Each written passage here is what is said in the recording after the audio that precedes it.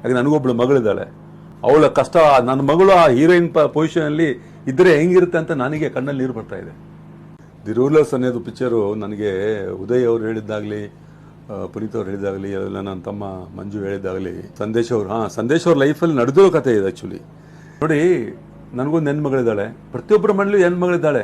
ಹೆಣ್ಮಗಳಂದ್ರೆ ಅದು ಮಗಳೇ ಆಗ್ಬೇಕಂತಲ್ಲ, ತಂಗಿ ಇರ್ಬೋದು, ಅಕ್ಕ ಇರ್ಬೋದು, ಹೆಂಡತಿ ಇರ್ಬೋದು, ಅವರೆಲ್ಲ ಹೆಣ್ಮಕ್ಳೇ. ಅವ್ರು ಹಿಂಸೆ ಆಗೋದನ್ನ ತಡೆಯೋದು ಯಾರು? ಅದೇ ಸಿನಿಮಾ ಇದು.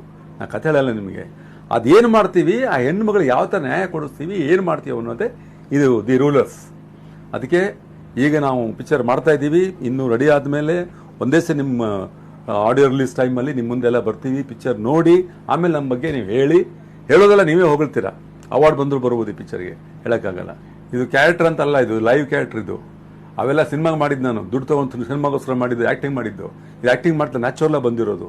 ಹಾಗೆ ನಾನು ನಿಜವಾಗಿ ನಡೆದಂಥ ಘಟನೆ ಇದು. ಇದು ಸಿನಿಮಾಗೋಸ್ಕರ ಕತೆ ಹೇಳೋದು, ಡೈರೆಕ್ಟ್ರು ರೈಟರು ಒಂದು ರೂಮಲ್ಲಿ ಕೂತ್ಕೊಂಡು ಇಷ್ಟ ಬಂದಂಗೆ ಬರೋದಂಗಿಲ್ಲ. ಇದು ನಡೆದಿರೋ ಘಟನೆ. ಅಲ್ಲಿ ನಡೆದಿರುವಂಥ ಹೆಣ್ಣು ಮಗಳು ಇವತ್ತು ಜೀವಂತವಾಗಿದ್ದಾಳೆ.